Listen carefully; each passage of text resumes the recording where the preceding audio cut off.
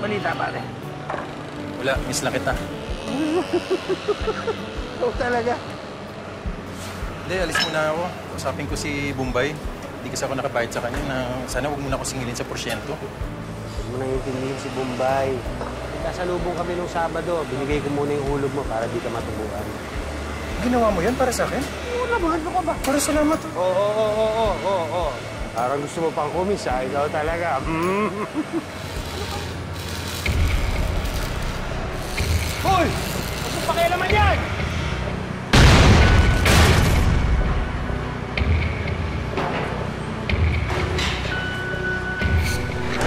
Tulungin si Alan! Dito ba? Tulungin niya! Arman! Hali kayo! Arman!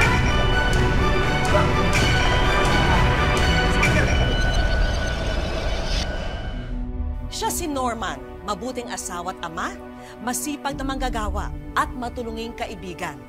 Pero lahat ng ito magbabago dahil sa isang hindi inaasahang insidente. Dahilan para bumaligtad ang pananaw niya sa mundo. Magandang araw po mga kapuso.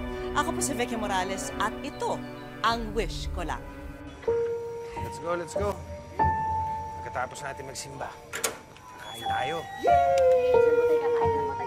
Ha?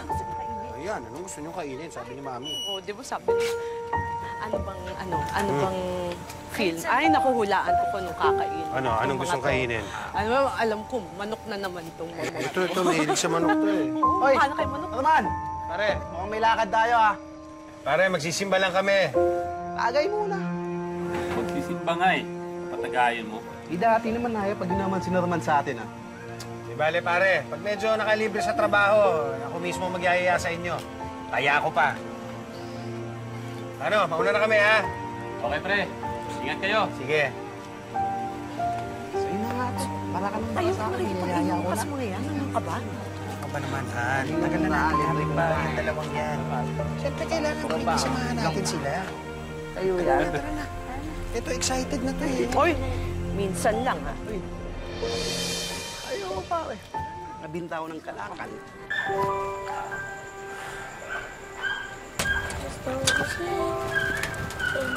Uy! Yes. Yun o. Ang asim. Uy, may kasama ako. Namimiss daw kayo. Basta. Hello po. Diba? Pare, napadaan ka. Uy, Mare. Inatid ko lang si Pare, tsaka namimiss ko na itong makukulit niya eh. May surprise na nga po pala ako. Talaga? Nagpa-drawing po kasi yung teacher namin kanina eh. Sabi po, drawing na po namin yung idol namin. Kaya, dinrawing ko po kayo. Wow! Ako ba talaga to? Opo, tayo ko po yan. Ako naman ha? Ganda. Teka. Dito yan. Ay, wait. Ito po. Very good. Wow, pare! Ha? Kita mo ha? Wala ka niyan. Talaga? Sabit ko na ha? Talagang kinabit mo dyan, ha? Siyempre. Yan ako. Ang patakot ng mga Ang gwapo niya nga po dyan eh. Yan, pag susuntok ka, yung binti mo, kailangan para pag suntok mo may power, gano'n. Ha? O, sige, dito. Yan, yung kabila. Ako naman. Ganun mo eh, paano mo eh? Yun o, di ba? O, ikaw. Ang galing mo talaga, Tay. Baka. Okay, nanganala ko. Punta na sa school. Late na kayo. Sige na. Papasok na daw, sabi ni Mami. Kamusta pa kami sa agad to? Nagpa-practice lang kami. Bye lang po. Bye. Makabait, ha? Bye. Makabait. Bye na. Huwag na tayo masyado, ha? Ingat kayo, ha? Bye po. Bye. Ingat kayo. Ay, naku. Ang anak natin, baka mapaaway sa school sa mga tinuturo mo, ha? Hindi naman, ha? Hindi ko naman tinuturuan makipag-away ang anak mo. Tinuturuan ko lang siya dumipensa sa sarili niya. Para ako yung anak mo, baka mamaya bubuli-bulihin sa school yan. Mabuti na yung marunong mag-self-defense. Eh bakit? Hindi naman lahat ng lalaki nakikipag-away ah. O, sige, hindi na. Ako nga, hindi ako nakikipag-away, di ba? Pasok na ako, ha? Oo. Ano naman ganyan na kasi mangot? Smile na. Smile na. Sige na. Hindi ako papasok pag di ka nakasmile. Smile na. Isa pa ang smile. Yung totoong smile. Sige na, pwede na ako pumasok. Ha, pasok na ako. Okay, sige, ha? Pasalubong, ha? Okay, isa pa. Okay, sige. Bye, honey. Bye, Mal. O, yung mga kara dyan, pakilinis nyo ha, para ma-stick na yan ha. Sige, yung pwede bang gawin ha? Ayusin yung lahat mga ayusin dyan.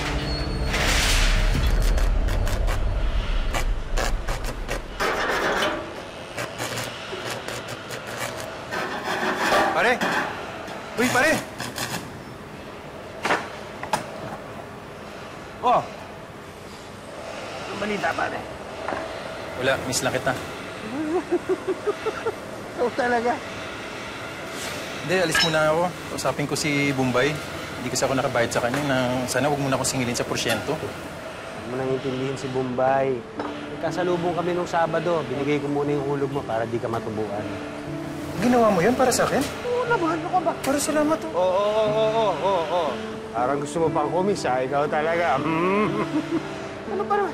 Siyempre, alam ko naman wala kang panghulog eh, di ba? Hulugan mo ng linggo yun. Nung nakita kami, binigay ko na. Klase ka talaga. Idol talaga kita. Pero babayaran ko yan, promise. Promise?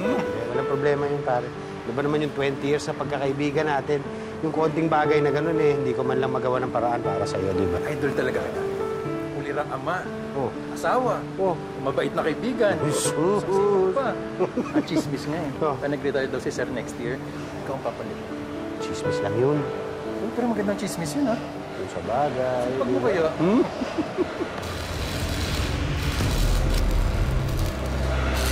Hoy! Ano pakialaman yan?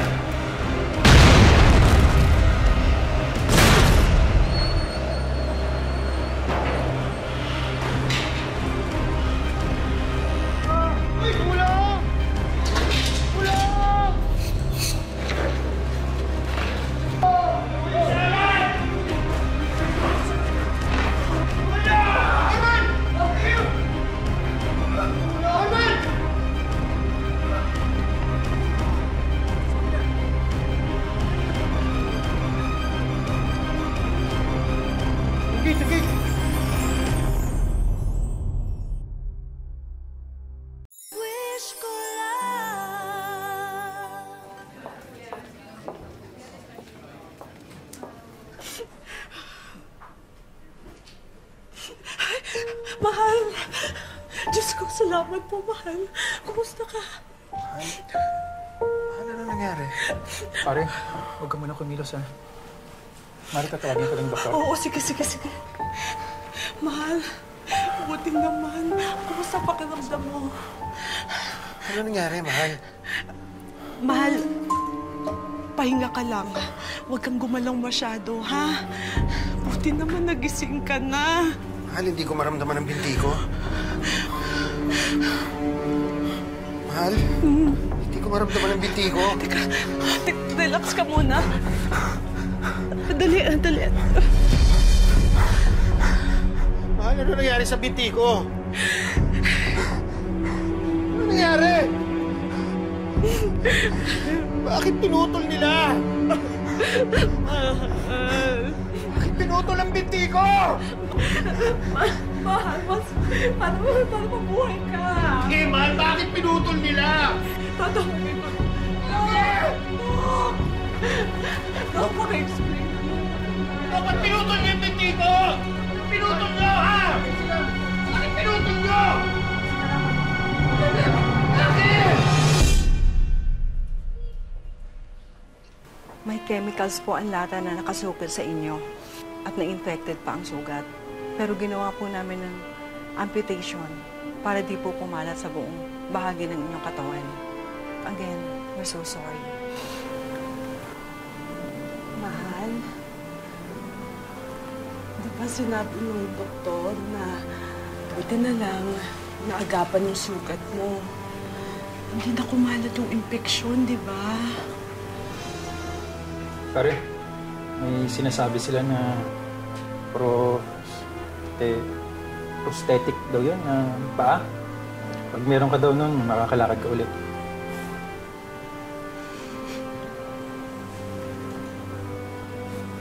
Tandaan.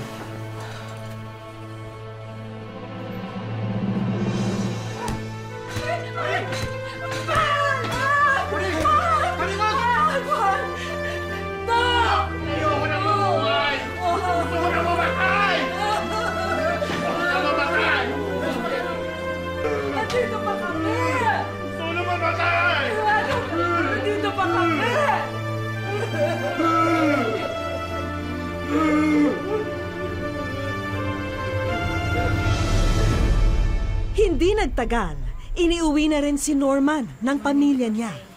Ngunit hindi na raw siya ang dating ama at asawa na nakagisna nila.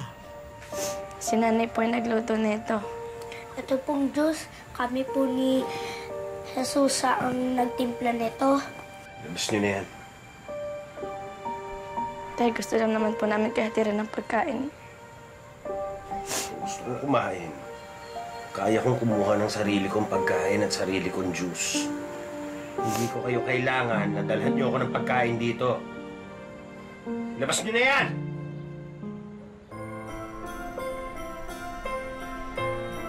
Sa tulong ng mga kamag-anak at kaibigan, nakabitan ng isang artificial leg si Norman. At dahil dito, tila nagkaroon ng panibagong pag-asa si Norman.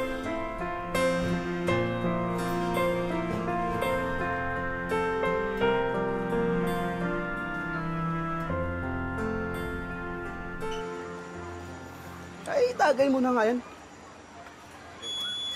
Kwento ka ng kwento eh. Ano ka nalang kwento eh. Ano Ben, sa akin o sa'yo? Dalawa lang din, nang dadaya ka pa. Ayan, mamaya, dayain pa ako. Pabili kong sardinas. Thank you. Paring Norman, tagay ka muna. Huwag mong sabihin, pati kami tatanggihan mo pa rin ah. Hindi naman, pare.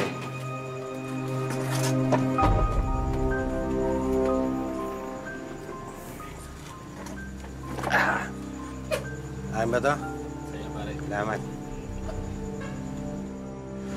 Bigyan mo nga ulit. Anong lakas mo pa rin pala uminom, pare? Hindi naman. Tagal na tayo di nakakapag-inuman eh. Sige.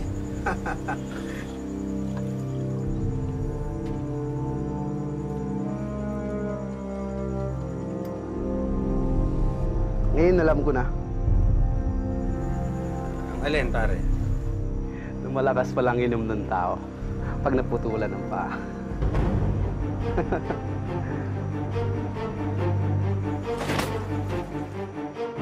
Bago ka! Baka! Tanggo! Delay ka na!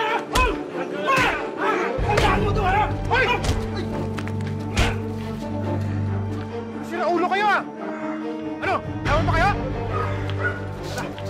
Tandaan mo to! Babalayan kita! Sige!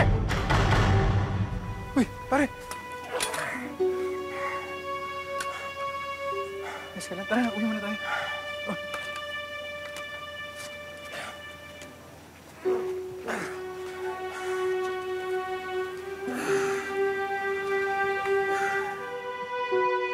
Ano bang ginagawa mo sa sarili mo? Ha? Kung may problema ka, magsalita ka sa amin! Ano ang ginagawa mo? Tignan mo sarili mo! Pare, natural lang naman na masama pa rin ang loob mo hanggang ngayon eh. Pero sana naman pare, huwag mo naman daanin sa pananakit. Nalala mo ba yung sinabi ng doktor? Maswerte ka pa rin nga daw eh. Dahil hindi napuruhan ng sumabog na bakal. Maswerte? Ako, maswerte? Sinasabi mo lang yan dahil hindi ikaw ang nadisgrasya. Uy, totoo yun pare. Hindi ka nag-iisa. Nandito kami ni Kumari para tumulong sa'yo. Kailangan ng tulong mo! High school pa lang tayo, ako na nagdadala sa'yo. Hanggang ngayon. Tapos sasabihin mo sa akin, tutulungan mo ako? Hindi kita kailangan. Umalis ka sa pamamahay ko!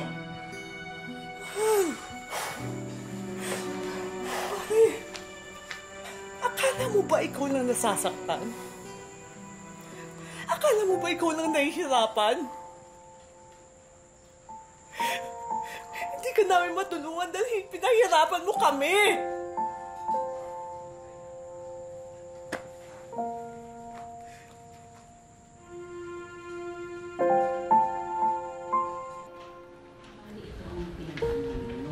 Upang patunayan na meron pa siyang silbi, nag-apply bilang welder si Norman. Pero laging iisa lang ang resulta nito.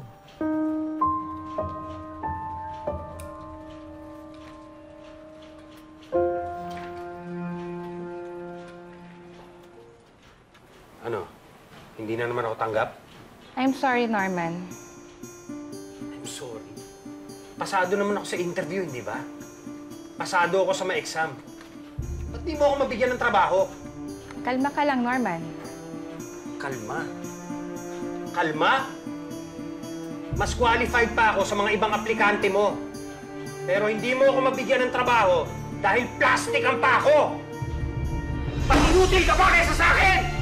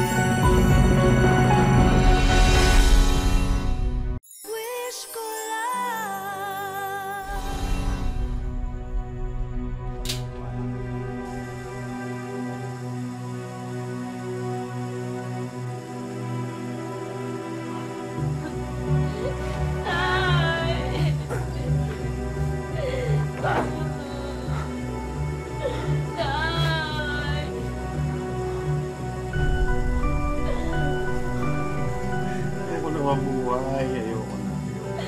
Tay, hindi po. Tay, kailangan po namin kayo. Ayoko na, ayoko na.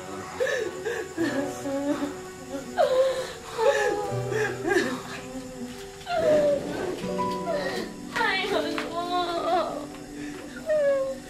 Tay, mahal na mahal po namin kayo. Iwanan niyo ako. Iwanan niyo ako! Tay, hindi po.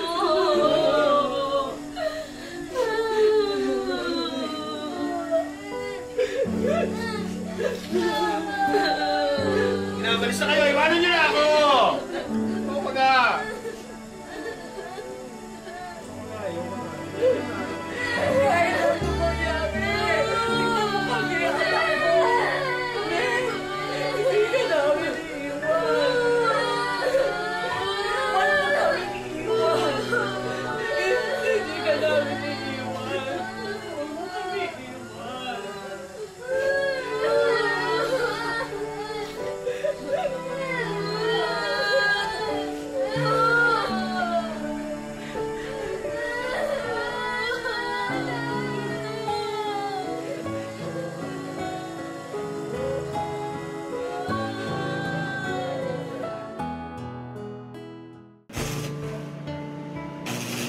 Dalawang dekada na ang nakalipas mula nang maganap ang trahedyang nagpabago sa buhay ni Norman. Pero hanggang sa mga araw na to, ang bawat hakbang ng kanyang bakal na paa Nagpapaalala na pangalawang buhay na ang tinatamasa niya ngayon. Pero maliban sa pinsala nito sa kanyang katawan, labis din daw ang hapdi na dulot nito sa kanyang puso, isipan at pananampalataya. Kaya naman piling-pili lamang daw ang mga taong hinaharap niya noon. Galit na galit ako sa kanya, kay Lord. Wala naman akong nagawang pagkakamali sa'yo. Tapos nangyari sa akin to. Sana kinuha mo na lang ako.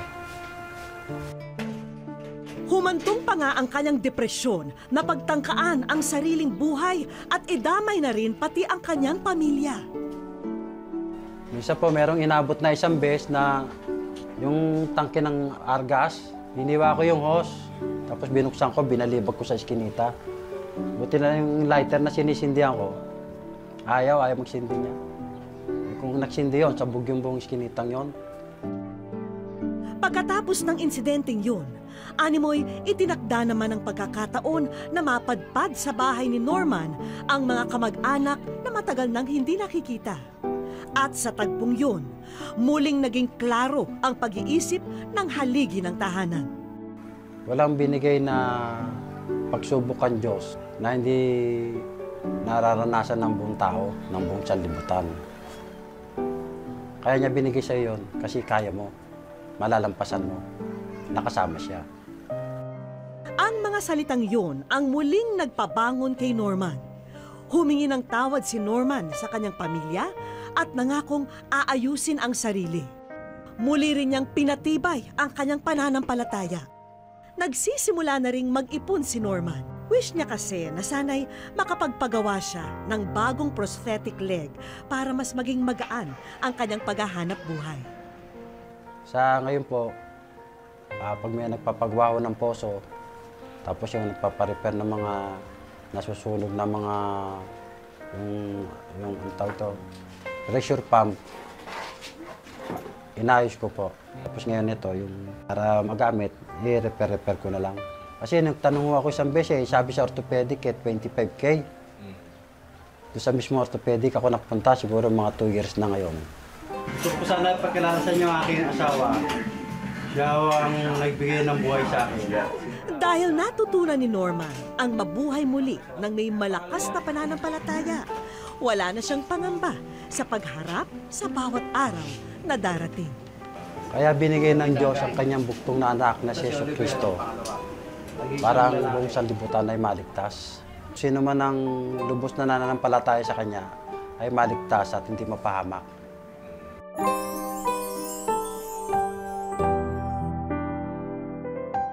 Sa aming pagbabalik, ikaw ay nasa wish ko lang.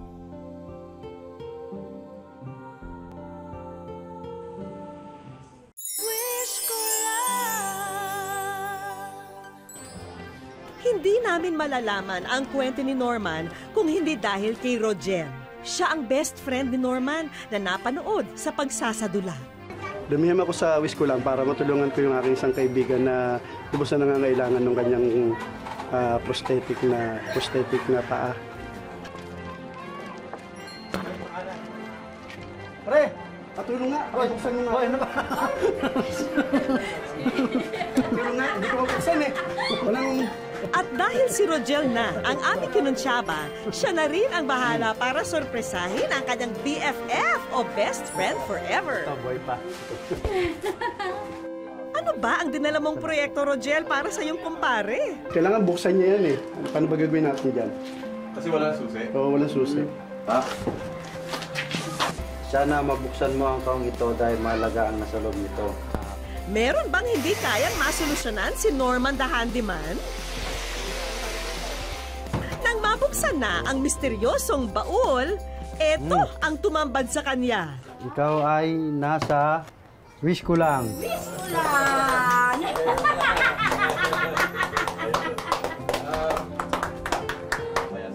Hindi na naikubli ng matipunong padre de pamilya ang labis na tuwa.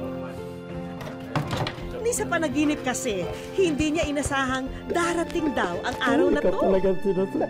Ikaw talaga ang ina ng ilog. Ikaw ang naging sagot sa dasal ko. Pare, marami tayong tropa, pero ikaw lang Hindi ako nagkamali, pare. Dinig Oo. Mabuti pa ay mag-ready na kayo dahil may mga kaibigan tayong kanina pang naghihintay sa atin. Excited si Norman sa sorpresang naghihintay sa kanya. Magandang hapon po sa inyo. Magandang hapon din po. Norman. Ako nga pala si Rapi, owner ng SGG Orthopet.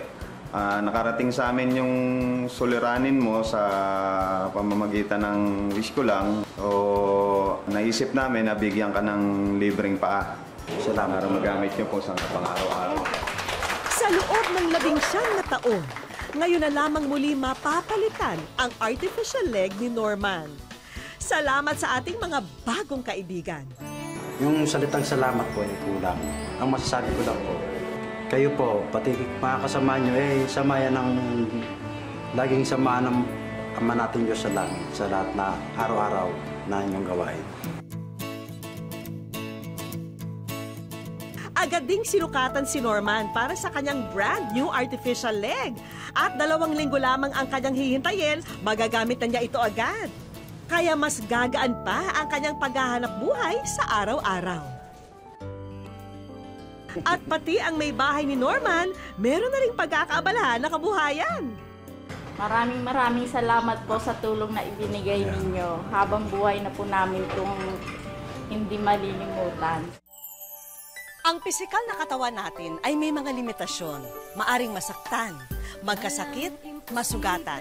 Pero hindi po ang puso ng isang tao. Dahil kaya nitong mapagtagumpayan ang anumang pagsubok. Salamat po mga kapuso. Ako po si Vicky Morales at ito ang Wish Ko Lang. Isang presang naghihintay sa'yo kaya't